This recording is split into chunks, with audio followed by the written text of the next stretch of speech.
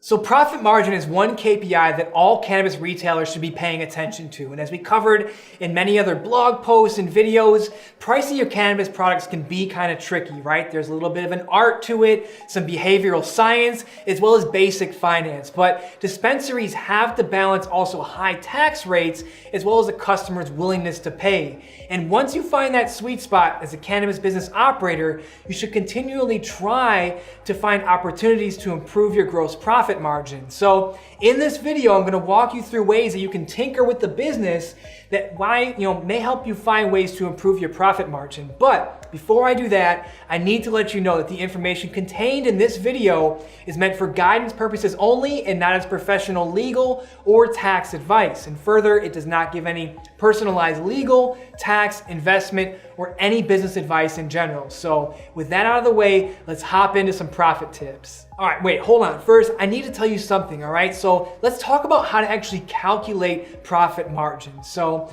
to find your net profit margin, subtract your business's total expenditures from the total revenue, and now you have net income. Then you divide the net income by your total revenue to determine your net profit margin. Now there's gross profit margin, which is simply subtracting your COGS from your revenue and dividing that result by the revenue. So profit is one of those metrics that all investors are going to look at when evaluating your company, when they decide whether they're going to put more money in or buy that whole thing outright. And if you're worried about gross profit, you're not alone. In the cannabis industry, very few people are self-reporting that they're very profitable. And most of these dispensaries are, modestly profitable or just at that break-even point. So I would suspect this is for two reasons, okay? A combination of these two things. First, number one, there's probably compressing margins due to increased competition, and everybody uses price to kind of bring more clients in, which is not a good technique. It will push everybody's profit margin goes down.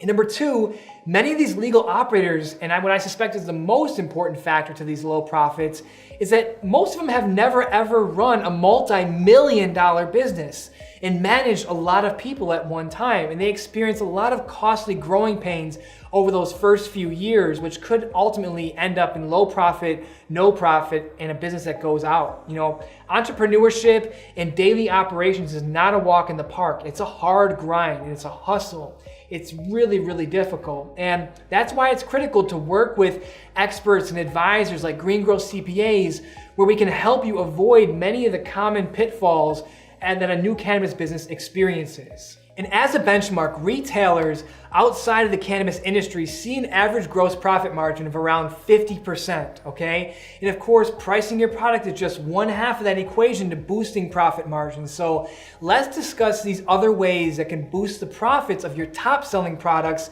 and improve that bottom line.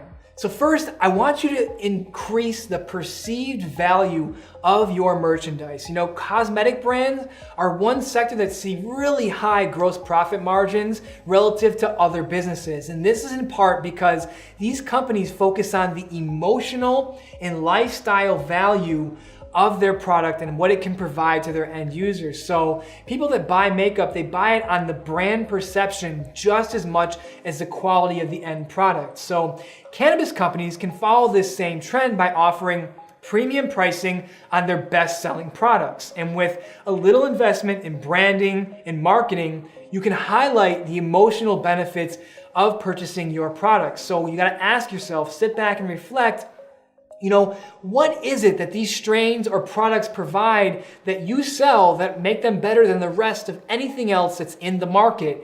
And how do your products make customers feel after they purchase them, right? These emotional impacts have a perceived premium on them. And if you don't know the answers to these questions, then ask the customers. Don't make this complicated. Don't just make something up. Ask, get that information firsthand. Offer a $5 coupon for their next visit back if they give you a little bit of feedback. 20 marketing messages for $100, count me in. Trust me, that is a great deal. Toss them a free joint and let them, tell them, hey, let me get this on camera. Now you have golden Instagram and Facebook content, just to increase the perceived value of your brand. It's really like trying to find these little hacks here, learning and earning at the same time. How can you make money by also getting marketing messages? Next, I want you to consider upselling, cross-selling, and bundling items, which are techniques that many general retailers use to increase their sales. So dispensaries can use these methods to boost the average transaction amount, which will also then boost the amount of money, amount of profits, as well as deepen that relationship with your customers and increasing the long-term value or lifetime value of a customer. So what you can do, here are some tactics and examples, all right? Bundle rolling papers with other single-use products from your top-selling strain, or a limited, promotional package that allows customers to try and love new products that they may not have normally picked up. And sometimes you can even get brands to donate products for these initiatives, which then creates a win-win-win for both companies and the consumer. So you just gotta ask and see what people have. These are like co-op marketing funds or co-op marketing products.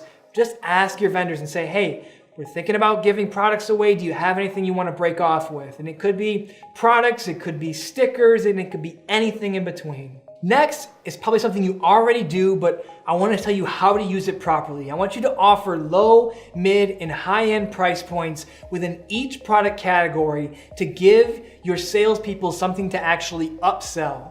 And it's kind of not say upselling, it is, but I want to get to how that works, okay? So for example, if a customer likes X type of product, say flour, at this kind of price point, they may like Y product, another product, at a slightly higher price point, a little more expensive, premium pricing, okay? So train your sales team to simply ask the customer if they want to try a more premium product, but they have to offer them the more expensive product first before they offer this cheaper alternative, because it's very hard to upsell once a customer has said, hey, I want this thing for $45. You got to anchor the customer's mind and then sell down if needed, right? It's all about perception, and sell it starting high and coming down. You're like throwing the customer a bone here. And when you ask enough, you're going to get a yes, and more people are going to buy up into that premium product. So you can use your POS data or your point of sale system data to identify products that are frequently purchased together, and give your employees some data points necessary for upselling and bundling and creating those daily deals that everybody does on text message or weedmaps.com or on your website. Now, one thing I'm really an advocate for is that dispensaries can play a huge role in the education of customers about cannabis in general, the products, and everything else going on in the space, and capitalize and build customer loyalty down the line, right? You're building up this intrinsic value of trust between you and your client.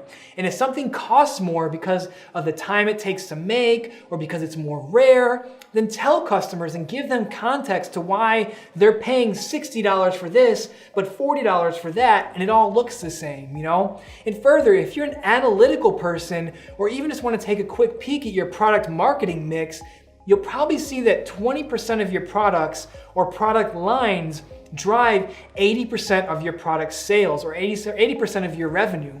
And it's not going to be exactly that, but it's going to be in these ratios. Certain products over-index for how much money they drive in. So by adjusting which products get prime merchandising space, you may be able to drive more sales of these very profitable products, and everybody's feeling real good because your customer gets a good product and you get more money. So next, try to increase the buying frequency of your customers. Besides rising up your prices and selling more products, frequency is a key driver and a lever that you can pull that can actually boost your profitability. So try to decrease the amount of time between customer visits and increasing how often they come to you. Try rewarding customers that return with a loyalty program that incentivizes not only purchases, but also word of mouth marketing. For example, these bring a friend days and get the first time patient deal, or they get extra points or stamps on their card, maybe even a free product for that day. Whatever it is, just reward people and give them random rewards because it keeps them engaged. They never know what they're going to get, so they always want to keep trying to get something better or get that same thing again. Again, try using marketing initiatives that are like buy one, get one, or discounts when a customer spends a certain dollar amount. But overall, in general, it's important to make sure your rewards don't incentivize one-time visits. These first-time patient deals, everyone does them to draw in clients, but everyone knows that most of these deals are whack, okay? I don't want you to fall into this whole Groupon thing of, it's a trap of attracting all these visitors that are looking for, a quick deal. Make sure your promotion programs offer, customers who are likely to come back often. They spend a good amount of money and are loyal to your dispensary, okay? You're a local business, so you have a built-in market, and take advantage of that market. This means stay focused, on ways to reach people within 5 to 20 miles in any direction of your business. And of course, this is going to depend on, the area that you're in and where you're operating. The density of stores, your population density, right? Like in LA, there may be a shop every 2 miles, but if you're in the middle of, rural Oklahoma or Montana, there may not be shops for another 20 or 30 miles. So, look at the local competition and focus on local marketing. You're a local business, you have a built-in market, don't forget that. So one way to increase frequency is to give coupons that expire within a tighter time period than the normal return visit for average customers. So for example, if you see customers are coming every 15 days, then offer a generous coupon for them to come back within 10 days. And then track the number of frequency and see how, if it actually increases. So if you're, again, if that 15 days, that means people are coming twice a month, and now it increases to 2.25 frequency for the average customer. That means you have a 12.5% increase in frequency, which could potentially lead to a 12.5% increase in gross profit. So test a bunch of offers and see which one performs better. It's easy to do. You put out 300 coupons for each message or offer and calculate the ones in the percentage that comes back. I promise you, there will be one that does better. They can't do exactly the same. So put it out there, test and find out and see which offer your clients they respond to best. Next, look to lowering the actual cost part of the equation. You have money in, but you also have money out. It's not always about making more money, but sometimes it's about bleeding less cash. So go ahead, peek around the financials, see what's going on. Ask yourself, are there any hidden costs that are dragging down our gross profit margins? And, take a real hard look at your dispensary's operations to see where you could pick up some extra savings. It could be as simple as, changing the packaging or like the walk-away bag, don't do plastic, do paper. Or perhaps, there's maybe different other aspects about where you can reduce the costs for your actual dispensary, right? Another one of these things could also be, the way your check-in process goes. Getting more people through the check-in process per hour can increase the amount of transactions, which will ultimately increase the profit for the business here. I would highly suggest that you spend as little as possible on things like your packaging and try to streamline your inventory management and consider how your business processes impact the waste within the business. So your POS system or your point of sale system should be able to give you deeper insights to key statistics like, hey, what's the busiest time of day for our dispensary? What's our slow moving inventory? What's the sales cycle, and which things can we streamline our restocking requests? How many employees do we have on each shift during each time and day part?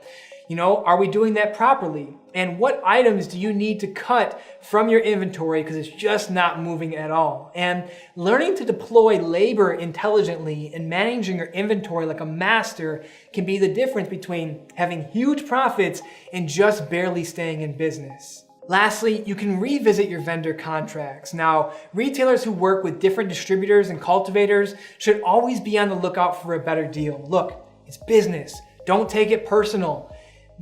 This is what it is, all right?